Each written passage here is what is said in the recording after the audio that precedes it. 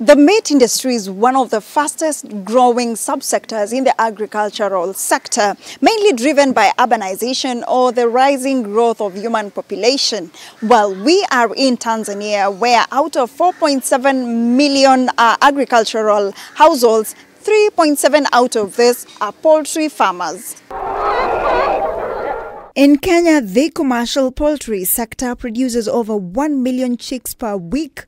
The features of the commercial market are a growing urban population and growing retail sectors such as fast food branches, supermarket branches and restaurants.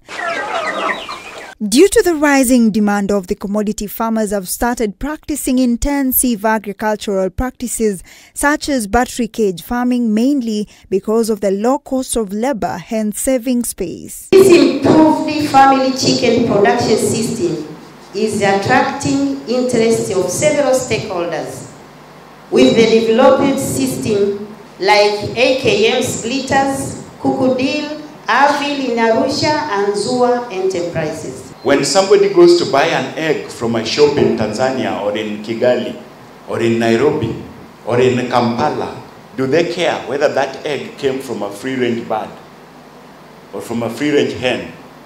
Do they look at the price or do they look at the source of production? However, according to animal welfare lobby groups, among them African Network for Animal Welfare, caging the birds compromises their physical as well as physiological health. In a conference attended by 7 African countries including Kenya, Malawi, Rwanda, Uganda, Nigeria, that was held in Tanzania, sought to push for the ban of intensive agricultural operations while advocating for cage-free chicken farming across the nations. We want to take cognizance of the fact that in the European Union, for example, and in the United Kingdom, the law does not allow them to use cages to rear chicken. And many of us know that. In New Zealand and in Canada, they are currently moving towards banning, completely phasing out use of cages in Africa.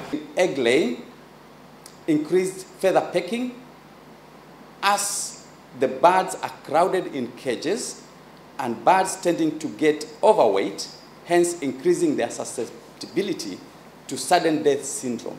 In a view of the current legislative framework in Kenya, the battery cage system is neither enacted nor unauthorized. When there is a gap in legislation, then it means that anybody can be able to do what the legislation has not legislated.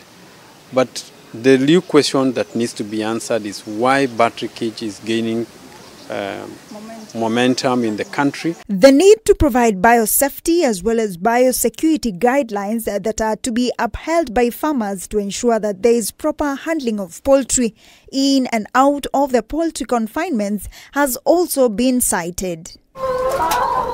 Even as the government further commits to support efforts to increase agricultural productivity through development and application of technology and strengthening of extension services, however, there is a thin line between ensuring food security and upholding high levels of food safety. Government has a commitment to food security, but when we look at the issue of battery cage, there are 2 issues that are conflicting. One is the food security and the other one is the food safety. If we continue producing food the way we are producing in terms of the chicken from the battery cage, then we compromise the safety of the food. The role of the media also took prominence in the conference. We say in our contest, if it was not covered, it never happened. Journalists go through a lot to bring us the stories that we see. While governments are urged to come up with proper legislation to govern not only the poultry sector, but to protect animals across Africa. Unlike when it's confined in that A4 that. At the end of the conference, we were shown how free the chicken should be. How was the chicken you eat reared? Linda Koskei, K24, Dar es Salaam, Tanzania.